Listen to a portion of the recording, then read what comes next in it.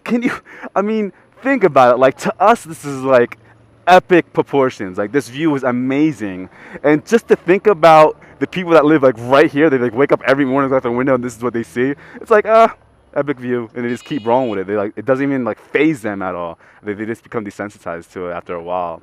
Allah, look at the bird. Look at the bird right there. Look at the birds over here. I don't know how well the GIF can pick it up, but there's two or three birds over here. Just an amazing view. But I want to take this time to and thank everyone for coming along with this journey with me here in Yemen. It's definitely been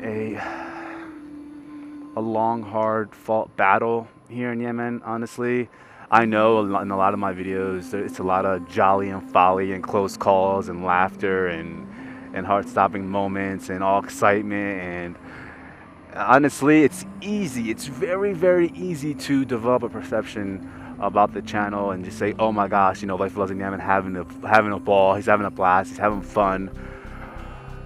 That's because I'm really good at hiding things, honestly. Here in Yemen, the life here in Yemen, let me sit down here. The life here in Yemen is, look at my shoes, by the way. These are my shoes. This is the shoes that I brought. You guys might be thinking, ew, so disgusting.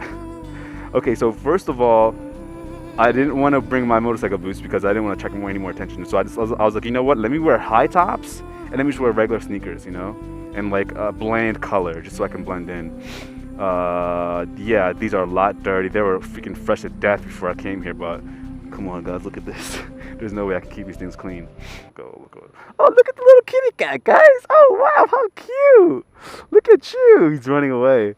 Yeah, I don't want you guys to just, think that it's all jolly and folly here in Yemen. Honestly, it's a tough. Oh man.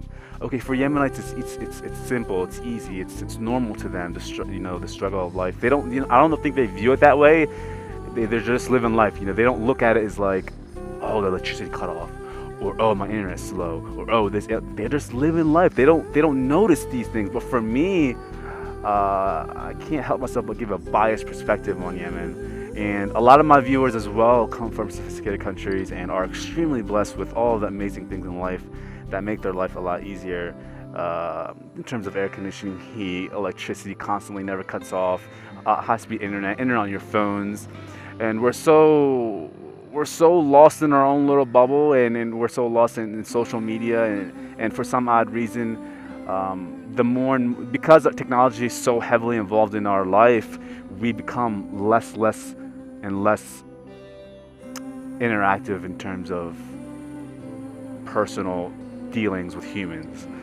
We become more and more detached as we become more sophisticated, which is so mind-boggling to me, because you would think that we could use technology to bring us close together, but nowadays you have teenagers growing up now and are just so socially awkward. You guys realize that? I'm in my 20s. I'm in my mid-20s, and I look at the teenagers that are coming out of high school now, and they're so socially awkward. Isn't that weird? When I was a sophomore in college, Facebook was still coming up. Social media and everything, like the whole social networking phase was still coming up, and I grew into it. So I knew what life was like before all of that. I knew how to deal with people. I'm not socially awkward. Ahlan. Look at these little kids. Like, just think about that. How old they look to you guys? No more than 7 years old, 6'5". They're going to school. Look, and they're going home. They're going home, and they don't even have no one chaperoning them. This is the type of the environment here in Yemen, the type of trust that's developed, the underlying. Assalamu alaikum. هذا كاميرا أصور ذكريات حياك الله. That would definitely be a closed-minded individual there, where his interaction with me was immediately defensive because he don't know what's going on, rather than saying, oh, how interesting, he's wearing a helmet and he has a camera on top of his head, let's ask him what he's doing. It's immediately defensive. It's like mumak. It's like, what do you have there? What are you doing? Yeah. So Ahmed usually was sitting over there. Now he's sitting a little closer to me, just so he can deal with more of the locals rather than me. But it's not that I'm scared. I'm not scared of him. It's just that I, I'm not gonna stoop down to someone's level of their level of ignorance and stupidity and respond a negative with a negative. I'm not like that. I'd rather smile in his face and be kind as possible, for the hope that in that moment his eyes will open just a tad bit, or his mind will open just a tad bit. So he might leave now, and he might be a little pissed because he sees me speaking another language. He might be jealous of the fact that I speak 2 languages and he doesn't, and the fact that maybe supposedly I have more money than him, but in actuality, me and him probably have the same net worth. But maybe 2 weeks from now, or a year from now, or 2 years from now, he might look back at this moment and he might learn something from this interaction. If I was negative and I responded, see, he's coming back right now. If I responded negative with a negative, it's not going to help the situation. So that's why you might see myself respond and act in a certain way. A lot of you may think, oh man, Diefullah a big wuss and a big punk. Why is he, why is he giving these guys the light of the day and being too nice? I can't.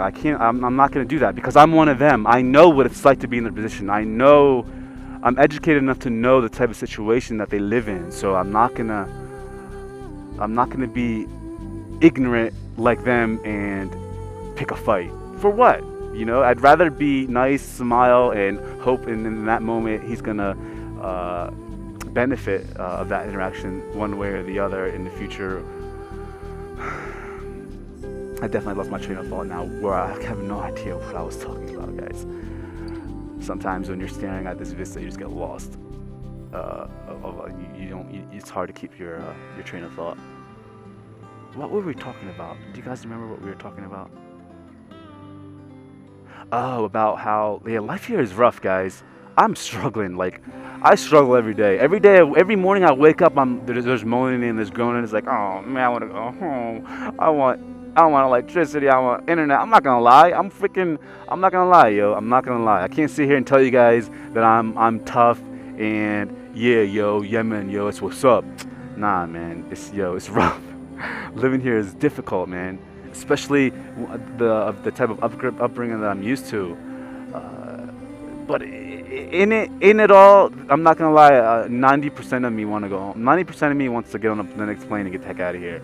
And then another 10% is like, hang in there, man. You're gonna come back different and a different human being. It's gonna benefit you. It's gonna change you for the better. And man, I look at a kid like my cousin here, Ahmed, and our lives are so different, but we're so close blood-wise, and our lives are so different.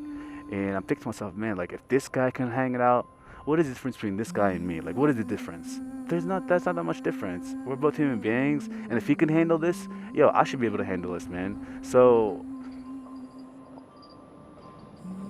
I'm trying not to complain. I mean, I could go off and complain about all the things I don't have, but in actuality, guys, I'm better off than probably. No, I'm not probably. I know for sure I'm better off than 95%. More than 95% of the country, I know I'm better off. Just in my own living space that I live in, like a 2-room apartment with 1 bathroom, and like I don't even have a kitchen now. Like, my kitchen is basically in the hallway. If you guys follow me on Instagram, you'll know that. And I sleep on the floor. A lot of it. It's such an uncommon theme. I mean, think about it. Like, think about it, bro. You don't sleep on the floor. A lot of you have beds. A lot of you have mattresses. I literally have like a thin pad of like padding like this. I'm sleeping on the floor with like next to my helmet, my tripod, and my drift, charging that thing every night. Just trying to crank out as many videos as I can, but at the same time facilitating and visiting my family members every day and making sure everyone's okay. This video's getting kind of long. Honestly, I rambled off for a really long time, but in the editing room, I always go back and say, man, I rambled off too much Diefullah. I should cut off some certain parts here. But at the end of the day, it's like the people that decide to watch me and the people that don't decide to watch me, this is kind of like the breaking off point. 7K, 10K, 11K, 12K, 15K, 20K, right in this area yo, people are gonna start breaking off, and the people that still decide to watch me are gonna stay, and the people that don't decide to watch me are gonna leave, and I'm perfectly fine with that. But I'm not gonna lie. I mean, in the beginning, I was so worried about in terms of my uploads. I'm like, oh man, people are gonna like it. Are people gonna like it? Are people gonna like it? I gotta stop. I gotta stop being that way and just saying, I'm not gonna cut off any of this rambleness. I rambled off here for probably like 10 minutes straight, and I'm not gonna cut it off. And it is what it is. And I appreciate everyone who stuck around with me during my uh, adventure here in Yemen. And there's definitely more to come. And thank you very much, guys. Ahmed, last words. Last words. آخر كلام. Do you have any final thoughts, questions, comments, or concerns? هل هل عندك أي شيء بدك تقول للمشتركين حقي؟ الناس في العالم كله، في أمريكا، في أستراليا، في كندا، في البريطان، في العراق، في السعودية، ماذا بدك تقول لهم؟ أي شيء، أي حاجة بدك، أي حاجة براسك الآن، تفضل. Ah, wise choice of words there, buddy. Look at him over there smiling. You know what he said? He said that Yemen and the city of Ib is the best place in the entire world. Good, good.